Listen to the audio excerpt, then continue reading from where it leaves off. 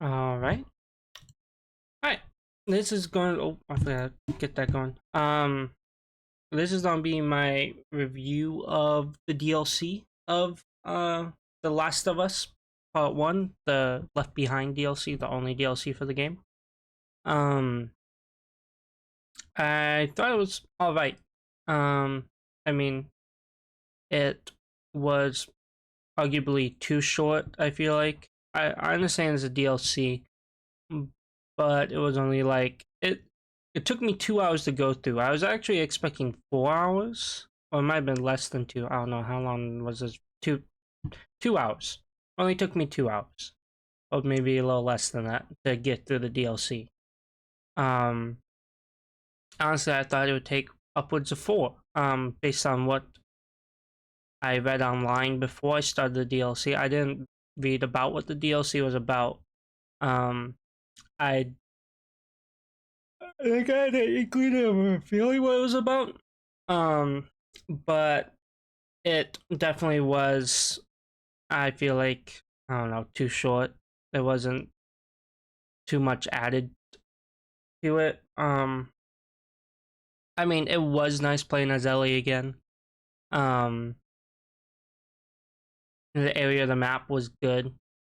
Um, like the mall and then the second mall. Between like um Ellie's past and Ellie's present or whatever.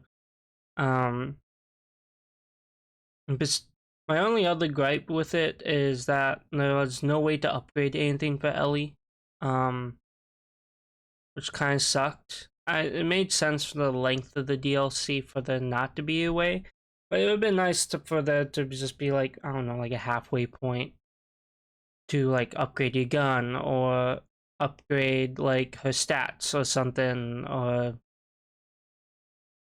I don't know, something that would kind of make some of the later fight, because there's one last like fight that you essentially have at the end, in the mall with Ellie protecting Joel, and there's just a lot of hunters that come out. The initial part not bad because you can sneak around and take him out if you're careful enough. I wasn't, so it was a direct gunfight. So I burned a lot of my resources. Um, and then when you get down to the gate, more hunters come, and that's kind of like a stand your ground kind of thing. And I didn't have ammo for it, and also like all I had for Ellie was her pistol and the bow. I didn't get the rifle. Oh no, I think I had the rifle. I don't know. I didn't have ammo for it. I think that was my issue. Um, but that part was, I would say, difficult. I mean, if you could have had nail bombs, you could have had all the right stuff if you planned it out. Um, but I was just using stuff because I was like, oh, I'm just trying to get through the DLC, experience it. Um, and I thought there'd be more instances where I could grab more crafting supplies, but there really wasn't. Like you could, but I was using it in like every other aspect. Um,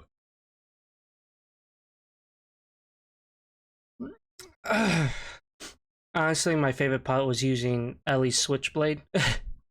It's so much nicer than the fucking shivs.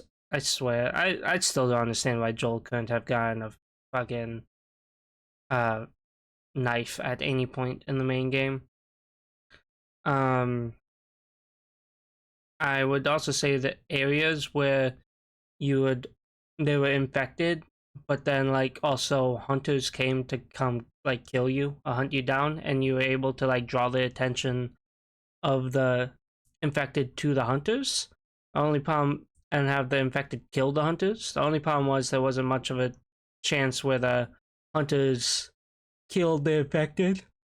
Did enough damage.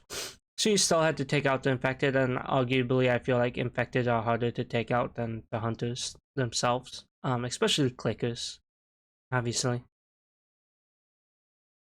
Um, it ultimately like it was nice seeing more of Ellie's backstory and what happened with her and Riley in the mall, and also just seeing more of the time where Ellie was alone, trying to take care of Joel. It seems like um, the DLC takes immediate place after Joel gets stabbed in the stomach.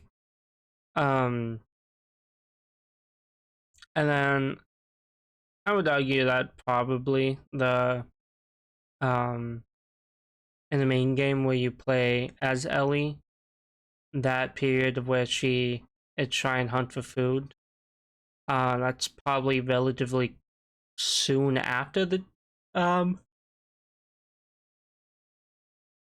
DLC. Um, I don't know. I just feel like there could have been more to the DLC or more time added to it. I fucking 2 hours is not a long time. Um, and also like it's heavily story driven. At least the parts where you play as Riley. There's really well not play as Riley, but play as Ellie interacting with Riley in the past in the mall. It's very story driven and slow. Um, it's not bad, but I just feel like you get locked in. Um, there's not much you can do, not much to really explore. Um,